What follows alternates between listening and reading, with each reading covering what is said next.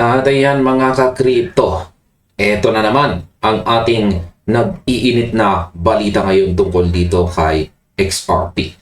Sabi rito, Ripple just moved 66 million XRP. Something is happening. Ayan. Meron pong isang kilalang on-chain analyst ang nakapansin ng isang napakahalagang aktibidad sa blockchain network. Ayon po sa kanyang report, ang Ripple ay naglipat ng umaabot sa 66 million XRP na may kabuuang halaga na nasa 70.47 million dollars.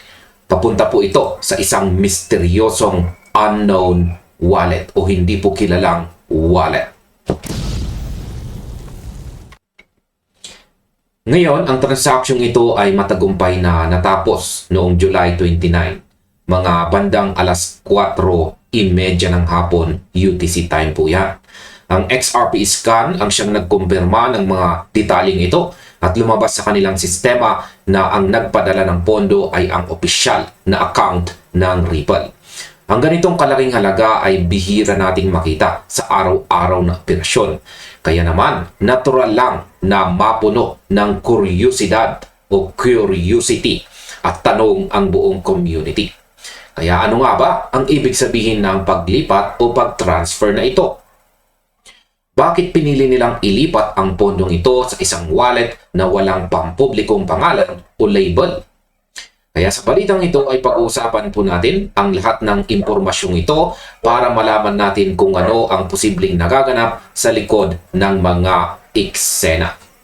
Kaya simulan po natin sa kung bakit lihim o pasikreto na inilipat ang 66 million XRP sa isang unknown wallet. Yan, kung susuriin po natin ang mga detalye ng transaction, ang eksaktong dami ng ipinadala ay nasa 66 million XRP. Ang napaka-interesting na bahagi rito ay ang destinasyon ng wallet. Wala pa itong public label sa XRP scan, kaya nananatiling misteryo. Yan, misteryo kung sino o aling institution ang tumanggap nito. Pero may isang detalye na nagbigay po ng clue. Mayroon po itong kasamang destination tag. Ibig sabihin nito, ang pondo ay malamang na pumasok sa isang exchange o kaya ay isang custodial platform at direktang na i-route sa isang particular na client account sa halip na mapunta lamang sa isang personal na wallet. Ngayon, sa aking opinion, ang pagkakaroon po ng destination tag ay isang malinaw na indikasyon na hindi po ito basta-basta random transfer. Ang mga ganitong kalaking galaw mula sa opisyal na treasury ng Ripple ay kadalasang may kinalaman sa mga kasunduan sa likod ng mga saradong pinto. Ayon po sa mga analyst, kapag ang isang kumpanya ay naglipat ng mahigit $70 million nang hindi po gumagamit ng kanilang kilalang operational wallets, ibig sabihin ay sadyang pinapanatili itong pribado o private habang isinasagawa ang transaction. Maaring ito ay simula ng isang mas malaking strategy na unti-unting isinasa publiko habang papalapit po ang pagtatapos ng buwan. Ang pagtatago po ng pagkakakilanlan o identity ng tumanggap ay karaniwan sa mga institutional na transaction para maiwasan po ang biglaang pagpanik ng mga retail traders sa open market. Ngayon ay OTC deal ba ito o isang strategic na pamamahagi ng pondo? Alam naman natin na ang Ripple ay regular na naglalabas ng bahagi ng kanilang hawak na XRP sa pamamagitan ng kanilang scheduled monthly activities. Pero ang transaksyong ito ay lumalabas sa karaniwang takbo ng kanilang routine escrow releases. Dahil umabot ito sa mahigit $70 million, malinaw na lampas ito sa mga nakasanayang operasyon.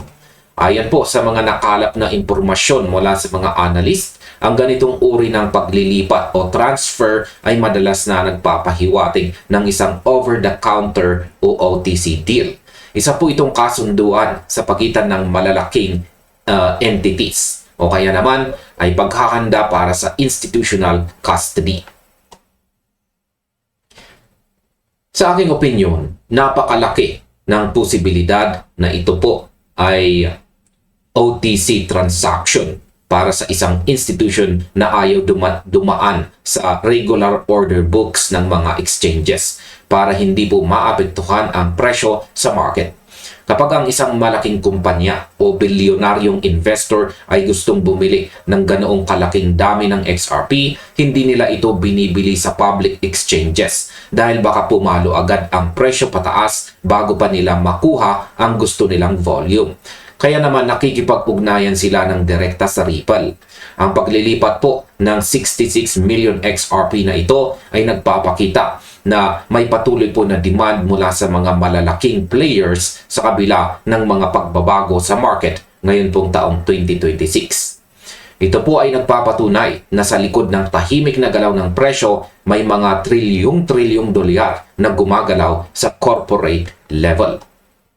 Ngayon ay paano naman po naapektuhan ng mga whale wallets ang market ngayong July? Hindi lamang Ripple ang kumikilos ngayong July. Ayon po sa mga datos mula sa Sentiment na ibinahagi ng mga analyst, ang mga whale wallets, partikular ang mga nagmamay-ari ng 100,000 hanggang 100 million XRP ay patuloy na nag-iipon. Sa loob ng 5 linggo ngayong buwan, nadagdagan pa nila ang kanilang mga posisyon ng 2.8%. Ayan, 2.8%. Ang paglipat po ng 66 million XRP mula sa Ripple papunta sa isang unknown address ay eksaktong akma sa pattern ng malalaking galaw ng capital na sinusundan ng mga eksperto sa buong buwan na ito. Ngayon, para sa akin, ang pag-iipon ng mga whales habang ang presyo ay tila nagpapatuloy sa pag-consolidate ay isa pong klasikong sinyales ng paghahanda. Madalas nating mapansin na habang ang mga ordinaryong traders ay nagiging mainipin dahil po sa kawalan ng malaking galaw sa presyo, ang mga whales naman ay abala sa tahimik na pagkuha ng mas maraming token. Ang pagpasok po ng $70 million supply na ito sa isang unknown wallet ay nagpapatunay lamang na ang accumulation phase ay hindi pa natatapos. Ang mga taong may malaking kapital ay mukhang naniniwala na ang kasalukuyang level ng market ay magandang pagkakataon para magpwesto bago pa man magkaroon ng malaking pagbabago sa buong ecosystem.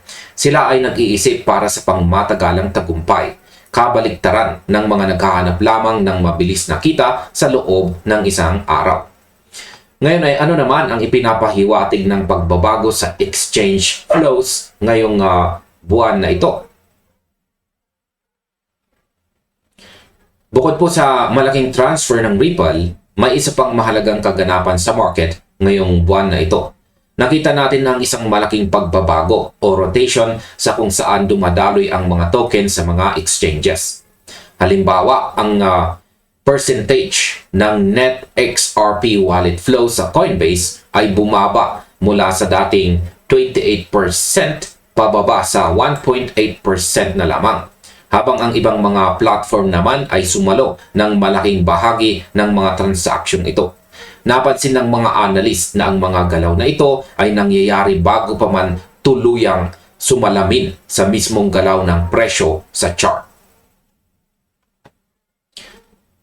Sa aking opinyon, ang pagbabago sa kung aling mga exchanges ang pinagdadalhan ng mga pondo ay nagpapatunay na nagbabago ang ugali ng mga traders at ng mga institusyon. Kapag ang mga pondo ay lumilipat palayo sa mga pangunahing retail exchanges tulad ng Coinbase patungo sa mga mas specialized na platform o custodial wallets, madalas itong nangangahulugan na ang malaking volume ay hindi para sa agarang pagbebenta, kundi para po sa ligtas na pag-iimbak or storage. Kaya para sa akin, ang ganitong uri ng galaw ay nagbibigay po ng mas malinaw na konteksto sa 66 million XRP transfer.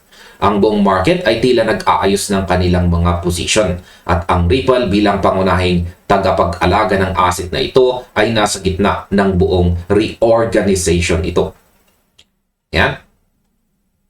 Ano naman ang posibleng kalalabasan ng misteryosong paglipat na ito?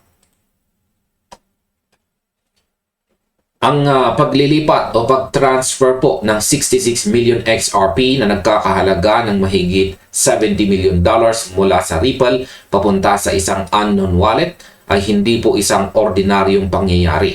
Isa po itong on-chain signal na nagpapatakbo ng seryosong atensyon mula sa buong community. Kung ito ba ay hudyat ng isang madiskarting pamamahagi, isang saradong OTC deal, o kaya ay paghahanda para sa mas malaking kaganapan sa mga susunod na araw, yan ay ating aabangan habang patuloy na binabantayan ang bawat galaw sa blockchain. Kaya manatili po tayong may alam, suriin ang mga datos at lagi pong maging handa sa mga pagbabago dito sa mundo ng crypto. At ayan mga ka-crypto, ayan naman po ang ating sunod na balita dito. Sabi rito, this trader bought more XRP at $1.055 and here's why. Ayan, pag-usapan po natin dito ang isang napakahalagang galaw sa mundo ng crypto. Habang ang karamihan ay nag-aabang kung saan titigil ang pagpagsak ng market, meron pong isang kilalang crypto commentator at saka trader ang gumawa ng malaking hakbang. At siya po ay walang iba kundi si Ginoong Zach Rector. Ayan po siya. At siya po ay nagdagdag ng kanyang long position at bumili ng XRP sa eksaktong presyong $1.055.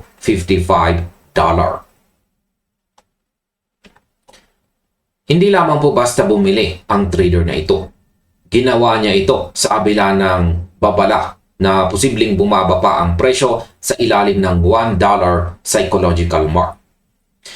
Kaya sa balita na ito ay pag-uusapan po natin ang kanyang naging analysis at pananaw kung bakit niya piniling pasukin ang puntong ito sa halip na maghintay pa sa mas mababang halaga. Kaya aalamin natin ang reaksyon ng community at kung ano ang ibig sabihin nito para sa kasalukuyang takbo ni XRP ngayon. Ngayon ay simulan natin sa kung bakit nga ba binili ni Zach Rector si XRP sa presyong $1.055.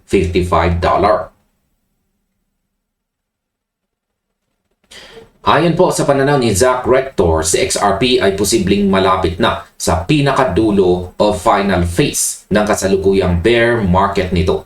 Kung titignan natin ang performance ng asset mula sa nakaraang yearly peak nito, nakita natin ang malaking correction na umabot po sa humigit kumulang 72% mula sa all-time high na naabot noong nakaraang taon. Para kay Rector, ang ganitong kalaking bawas sa presyo ay nagpapahiwatig na ang market cycle ay malapit nang umabot sa completion point nito. Sa aking opinyon, makikita natin na ang desisyon ng isang trader na pumasok po sa presyong $1.055 ay nakabatay po sa tinatawag na value area. Hindi porket may posibleng downside pa ay iiwan na ang pagkakataon. Kaya sa aking pananaw, ang mga taong matagal nang nagmamasid o nagbabantay sa galaw ni XRP ay nauunawaan na ang bear market ay may exhaustion point. Kapag ang isang asset ay bumagsak na ng higit sa 70%, ang risk to reward ratio para sa mga long-term holders ay nagsisimulang maging pabor sa kanila.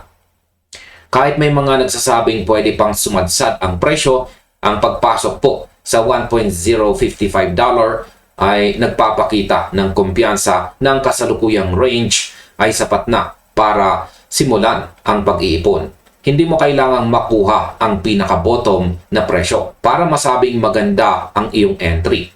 Ang mahalaga ay ang pangkalahatan pwesto mo para sa susunod na malaking galaw ng market. Ngayon ay posible pa bang bumaba sa ilalim ng $1 itong si XRP? Bagamat positibo ang pananaw ni Rector sa pangkalahatang direksyon, hayagan din niyang binalaan ang publiko na maaari pa tayong makakita ng isa pang huling pagbagsak sa ilalim ng psychological price level na $1. Sa kanyang ibinahaging weekly chart dito, ipinakita po niya na ang isang paggalaw patungo sa 0.90 ay aangkop sa historical pattern ng isang typical na 75% hanggang 75.4% bear market retracement. Sa parehong chart, makikita natin dito ang mga makasaysayang reference points na dati nating binabantayan tulad po ng $3.32 at saka $1.96. Ngayon, sa aking opinion, ang babalang ito tungkol sa posibleng pagbagsak sa ilalim ng presyong $1 ay isang mahalagang paalala para sa lahat. Sa tingin ko, ang pag-amin na maaari pang bumaba ang presyo ay nagpapakita ng pagiging makatotohanan ng isang trader. Marami kasing tumitingin lang sa gusto nilang mangyari kaysa sa kung ano ang totoong ipinapakita ng chart. Ang pagbagsak po patungo sa 0.90 na presyo ay hindi malayong mangyari kung susundin ang historical retracement cycles. Pero ang tanong ng karamihan, magtatagal ba ito doon? Ayon po kay Rector, kahit mangyari man ang huling pagbaba na ito, inaasahan niyang hindi magtatagal ang presyo sa ilalim ng $1. Kaya naman para sa kanya ang pagbili sa presyong $1.0555 ay isang praktikal na hakbang kaysa sa magsugal na mahuli ang eksaktong ulitin ko lamang, para mahuli ang eksaktong bottom sa presyong 0.90 na maaring hindi naman ibigay ng market para sa atin. Ngayon ay bakit pinili niyang huwag maghintay sa presyong 0.90?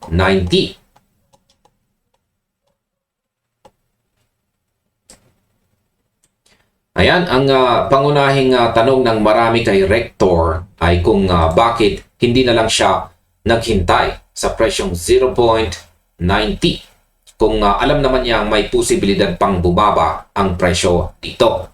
Ang sagot po ay nakasalalay sa kanyang diskarte sa risk management at sa pagtingin na ang kasalukuyang price range ay nag-aalok na ng sapat na value.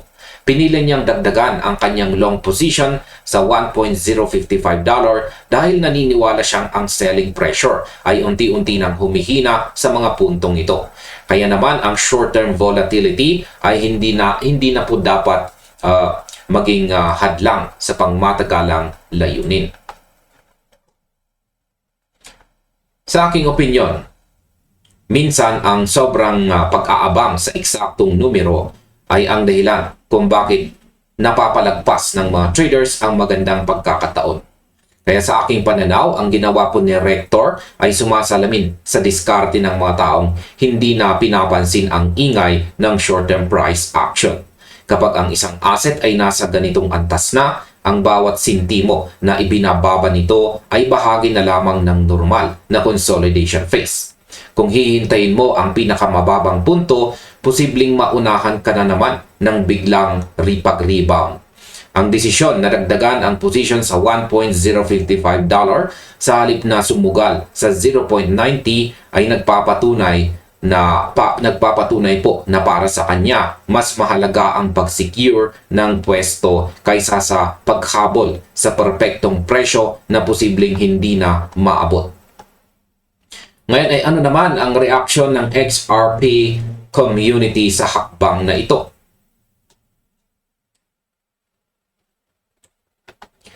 Natural lamang po na magkaroon ng iba't ibang reaksyon mula sa community matapos pong ibahagi ni Rector ang kanyang hakbang.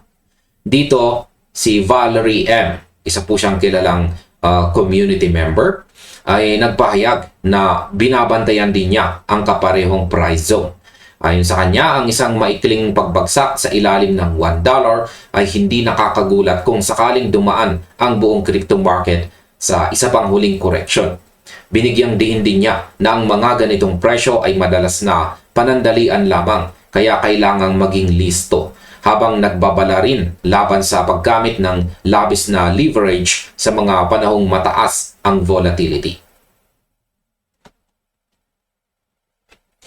Sa aking opinyon, maganda po ang naging punto ni Valerie M. dito patungkol po sa bilis ng galaw ng market sa mga panahong ito. Sa tingin ko, ang reaction po ng community ay nagpapakita lamang na walang iisang formula na sinusunod ang lahat. May mga taong sumasang-ayon na ang $1 area ay ang huling linya ng depensa, habang may mga iba naman na sawa na sa paulit-ulit na pag-uusap tungkol sa huling pagbagsak. Ang mahalaga po rito ay matutunan nating salain ang mga impormasyon. Ang babala tungkol po sa leverage ay laging totoo. Sa mga panahong volatile po ang market, ang paggamit ng masyadong malaking utang o leverage ang pinakamabilis na paraan para ma-wipe out ang ating portfolio, anuman ang direksyon ng presyo. Ngayon ay may mga hindi ba sumasang-ayon sa pananaw ni Zach Rector.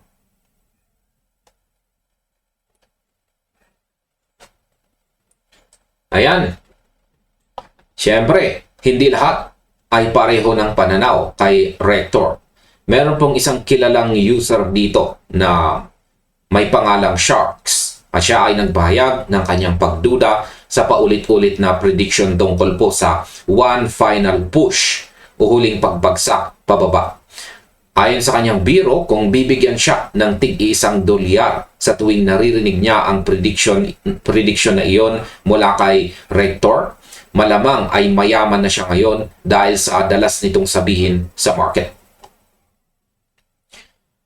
Sa aking opinyon, ang mga biro at pagdududa na tulad nito ay normal na bahagi ng kultura sa social media at sa crypto community. Sa aking pananaw, naiintindihan ko kung bakit may mga napapagod na sa mga ganitong klaseng prediction. Madalas kasing paulit-ulit ang cycle ng pag-asa at pagkabigo sa market. Pero sa kabilang banda, ang pagiging pare-pareho ng isang analyst sa pagbabahagi ng kanyang pananaw, tama man o mali, ay bahagi ng kanilang trabaho. Ang mahalaga ay hindi po tayo basta sumusunod sa kung ano ang sinasabi ng iba kung tinitignan natin kung paano ito tumutugma sa sarili nating sistema at kakayahang tumanggap ng risk. Ang market ay laging may lugar para sa mga nagdududa at sa mga naniniwala. Ang pagkakaiba lamang ay nasa kung paano nila pinamamahalaan ang kanilang pondo.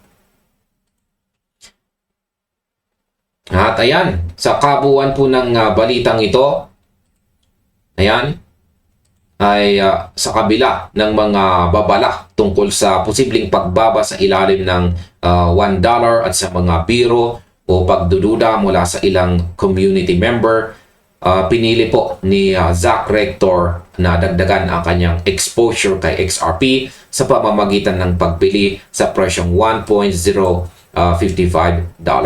Naniniwala po siya na ang malaking bahagi ng bear market ay tapos na at ang natitira na lamang ay ang huling bahagi bago pumasok ang market sa susunod po nitong malaking yugto. Ang desisyong ito ay nagpapakita ng pagkakaiba ng mga naghihintay ng perpektong sandali at ng mga gumagawa ng hakbang base sa kanilang pangmatagalang pananaw.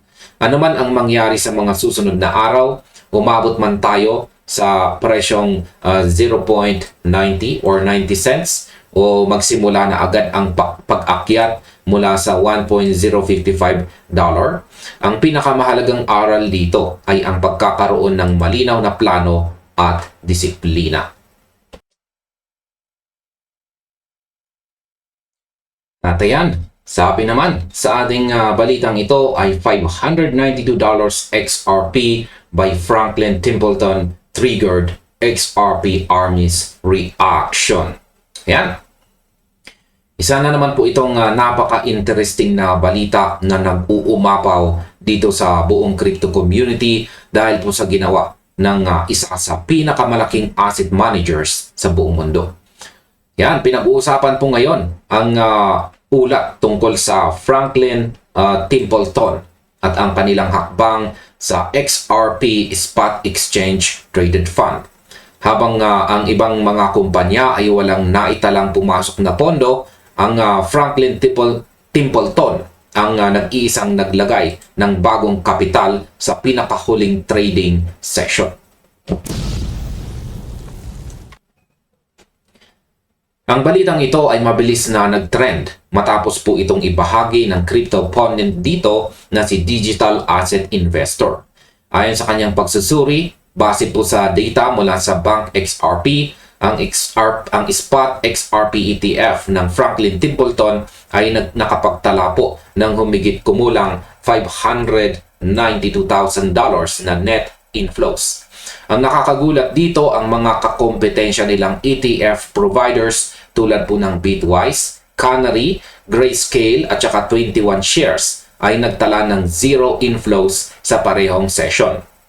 Kaya sa balitang ito ay pag-uusapan po natin ang malalim na kahulugan ng kaganapang ito, ang mga pananaw ng mga analyst at kung paano ito makakaapekto sa ating portfolio. At simulan po natin sa kung bakit si Franklin Templeton lamang ang nag-inflow ng 592K sa XRP ETF. Yan, isang araw lamang ng aktibidad sa pagbili ang nagdala ng matinding atensyon sa market ni XRP matapos pong i-highlight ni Digital Asset Investor dito ang datos na ito. Ayon po sa kanyang ibinahagi dito sa isang video sa X, ang $592,000 na net inflows ay eksklusibong napunta sa Franklin Templeton. Samantala, ang mga sikat na pangalan sa industriya ng ETF ay nananatiling tahimik at walang idinagdag na bagong kapital. Kaya ang tanong ng nakakarami ay bakit sila nag-isa?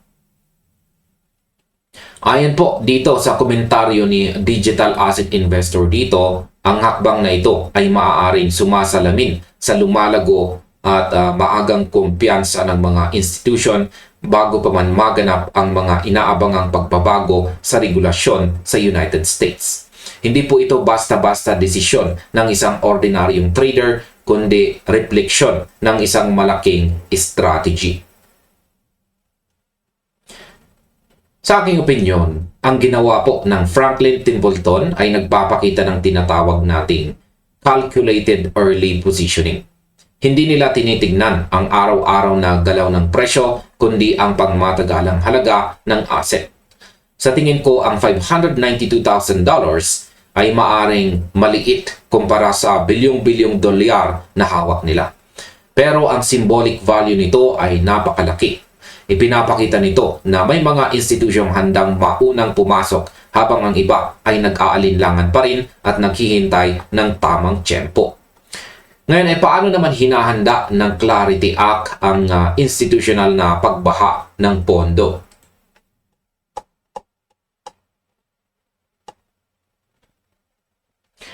Yan, ang sentral na tema ng usapan ngayon ay ang pag-aabang ng mga institution bago pa man lumawak ang participation ng malaking market.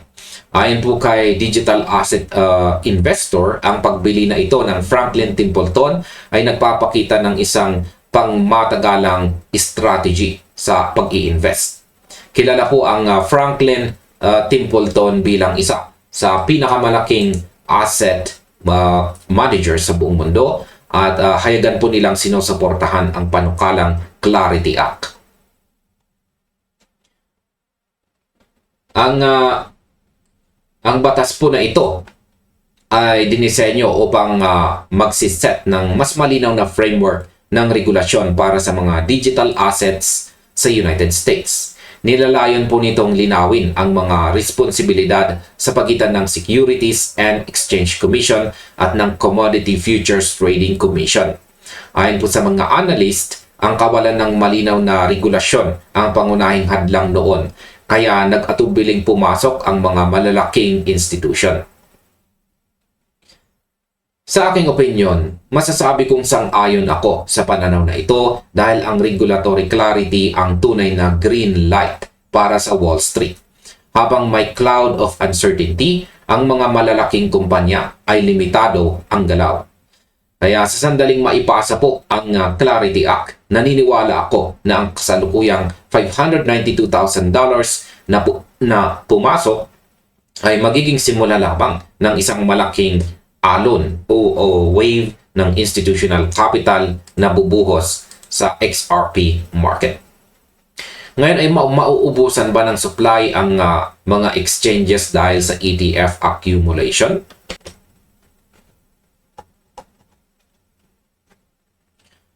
Ang isa pang mahalagang punto na itinaas dito sa balitang ito ay ang posibleng pagkaubos ng XRP sa madaling makuha sa mga exchanges.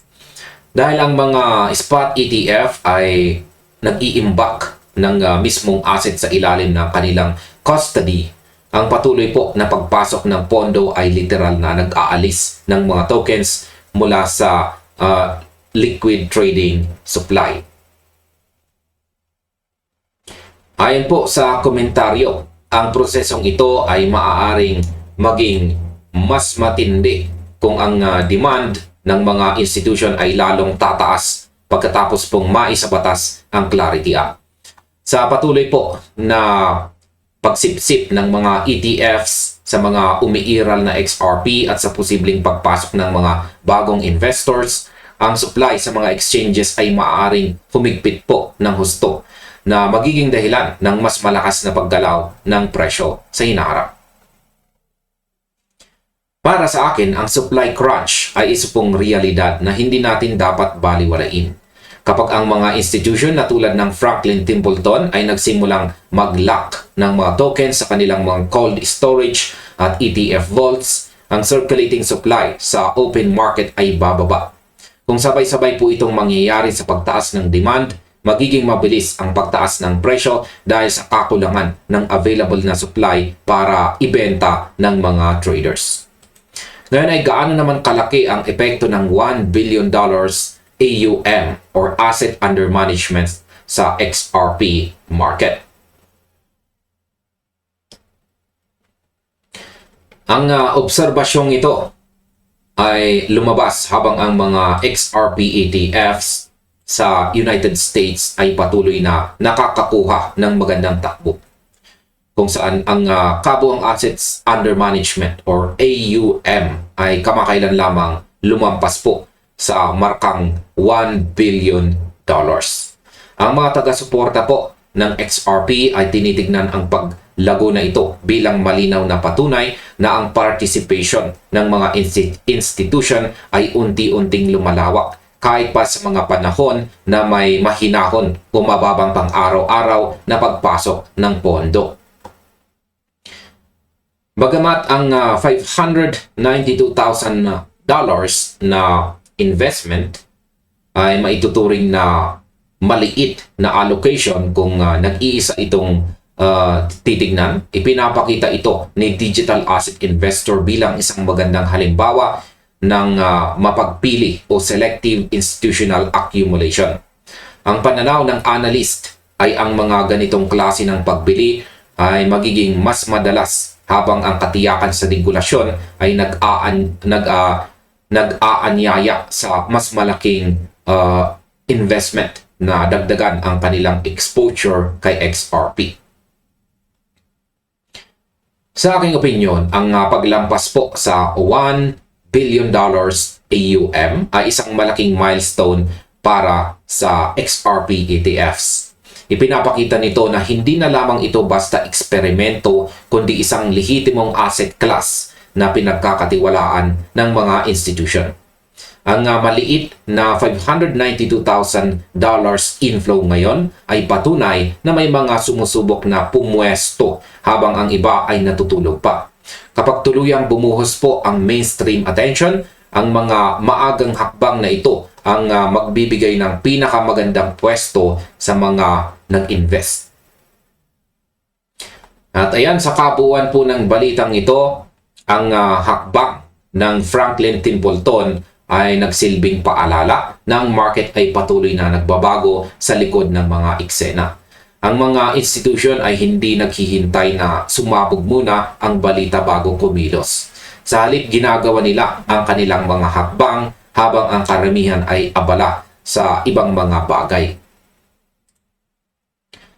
Sa patuloy po na pag-usad ng mga talakayan tungkol sa Clarity Act at sa pagpapalawak ng mga ETF products, ang balitang ito ay nagbibigay ng kakaibang perspektibo kung paano po tinitignan ng smart money ang kinabukasan ng XRP. Ang bawat patak ng pondo ay may dalang mensahe tungkol sa kung saan patungo ang industriya. Kaya para sa akin, ang pangunahing aral dito ay ang pagiging handa. Ang ginawa po ng Franklin Templeton ay nagpapatunay na ang malalaking players ay tahimik na nagtatayo ng kanilang posisyon. Habang ang iba ay nag-aantay ng perpektong balita, ang mga institusyong ito ay inuunahan na ang market. Kaya ang $592,000 na ito ay maaring simula pa lang ng mas malaking galaw sa mga darating na buwan. At ayan, ang sabi naman sa ating balita dito ay XRP funding rate got wrecked. Here's what happened within weeks. Sa pong napakainit na balita na naman na pinag-uusapan sa buong crypto community, at ito po ay tungkol sa galaw ng ating paboritong token na si XRP. Kung nakatutok po kayo sa mga derivatives market, malamang ay napansin ninyo ang kakaibang pagbabago na ikinagulat ng marami. Sa loob lamang po kasi ng maikling panahon, ang sentiment ng mga traders ay umikot ng tuluyan mula sa pagiging sobrang kampante patungo sa isang mapanganib na sitwasyon.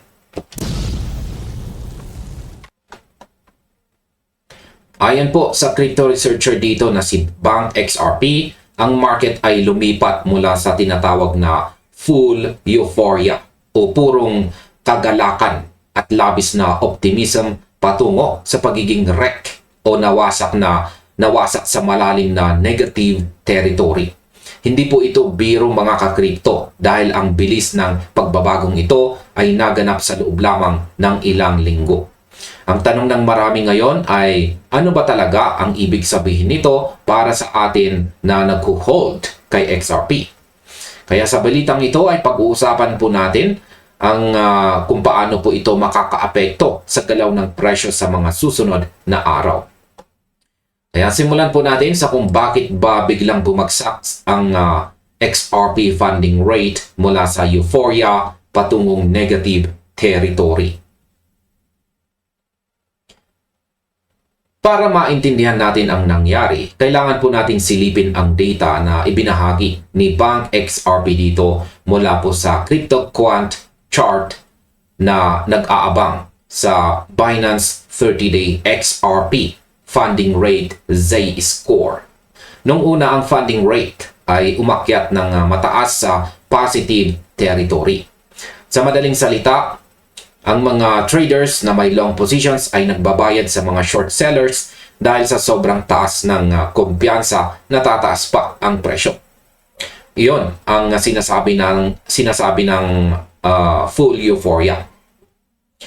Pero sa loob lamang ng ilang linggo, biglang bumaliktad ang sitwasyon at lumubog ito sa malalim na negative territory. Yan.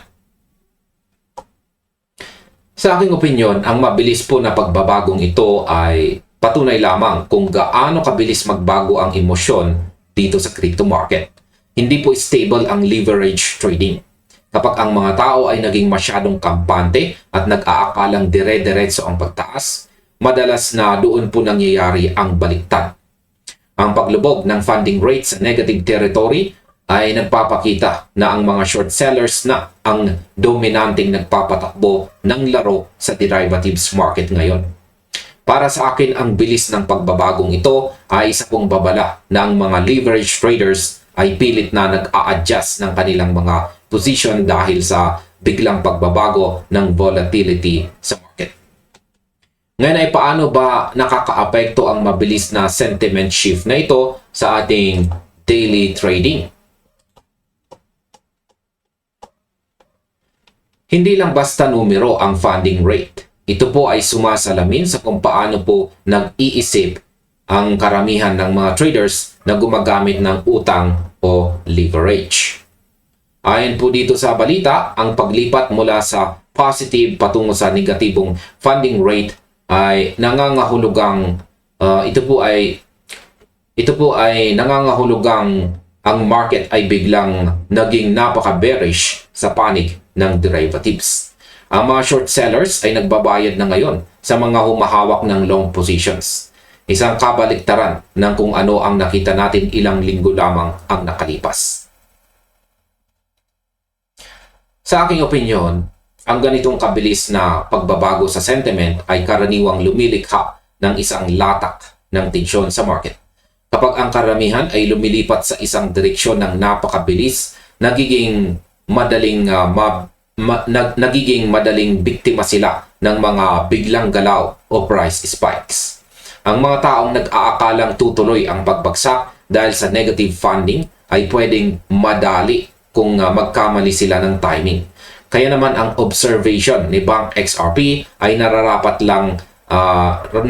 lamang po nating bantayan ng maigi. Dahil ang mga ganitong klase ng sitwasyon ang madalas na pinagmumulan ng susunod na malaking alon o wave ng galaw sa presyo ng XRP. Ngayon ay ano naman ang maaring mangyari sakaling pumalag ang presyo sa kabila ng bearish positioning? Dito na po pumasok ang iba't ibang komento at pananaw mula sa mga eksperto sa community kung paano pwedeng mag-unfold ang sitwasyong ito. Yan, si Crypto Mark ay nagbigay po ng kanyang direktang analysis ukol dito. Ayon sa kanya, ang mga deeply negative funding rates ay karaniwang nagpapakita ng market ay napuno na ng mga short sellers.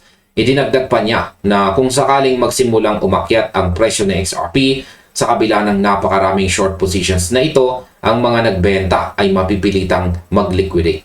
Ang ganitong persahang pag-exit ay tinatawag nating short squeeze, kung saan ang mga natalong traders ay nagmamadaling bilhin pabalik ang asset para isara ang kanilang position na siyang nagpapabilis palalo sa pag-akyat ng presyo. Sa aking opinyon, sang-ayon ako sa puntong ito ni Crypto Mark. Sa aking pananaw, ang short squeeze ay isa po ito sa mga pinakamalakas na pwersa sa crypto market. Kapag ang mga short sellers ay nakulong sa isang maling direksyon at ang presyo ay nagsimulang pumalag pa ay taas, para silang tinutulak sa butas ng karayom dahil kailangan nilang bumili sa mas mataas na halaga para lang maligtas ang kanilang mga akap. Kung si XRP ay makahanap po ng sapat na pwersa para tumawid o mag-cross sa key resistance areas habang ang funding rate ay ganyang kanegatibo, asahan po natin ang mabilis at marahas na pag-akyat dahil sa sunod-sunod na liquidations ng mga short. Ngayon ay paano naman kaya magre-react ang mga leverage long positions sa gitna ng volatility?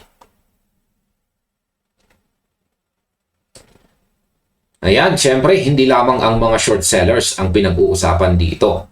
May isa pang bahagi ng community ang meron pong isang bahagi ng community. Yan po ang trader na kilala bilang si Boom. At siya po ay nagbigay naman ng ibang perspektibo kung paano pwede pong gumalaw ang mga leverage long positions. Ayon naman po sa kanyang analysis, ang mga leverage long positions ay posibleng mauna munang ma-liquidate at ma-wipe out kung magkakaroon po ng matalim na pagbaba sa presyo.